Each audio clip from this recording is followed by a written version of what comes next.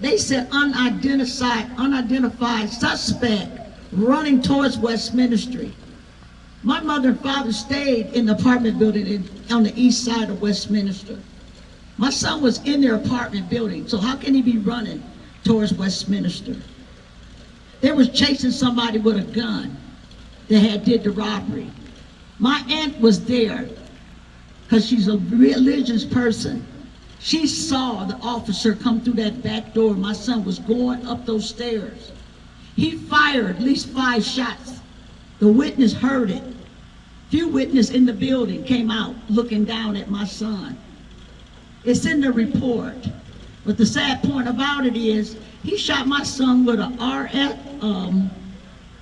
AR-15. The kind of bullets that when it hit you, just imagine the explosion and the burning and sensation that went in when it went into his back. Only thing he could do was respond by the pain and agony. And then he turned around and shot him in the stomach and in his legs. So what that tell you? He was making sure he was gonna be dead. It's painful to even think about it when I talk about it because it's 23 years later.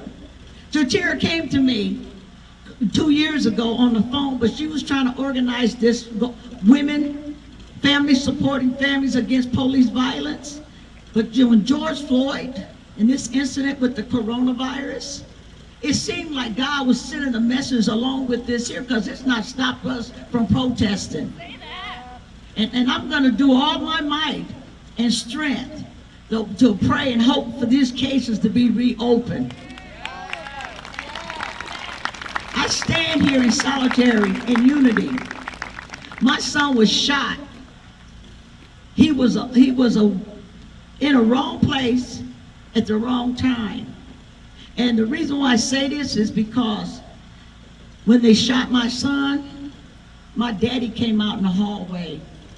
How would you see if your mother and father seen their own child or grandchild laying on the ground and the police point a gun at him and tell him to go back into his apartment? My father was so devastated, his pants fell down to his knees. My father died 4 months later out of pain. You know, that's a broken heart feeling when you lose your father, because my son was more like a father, dad, and a grandfather to him. He couldn't bear the pain. But when I tried to get help, I couldn't get no one to talk to me.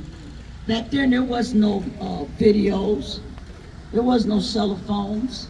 It's about eyewitness. But the thing about it, the officers didn't realize I had one favorite eyewitness that he couldn't threat because he never knew it existed until now when the records came out. When I went with her to Tara, we talked about it.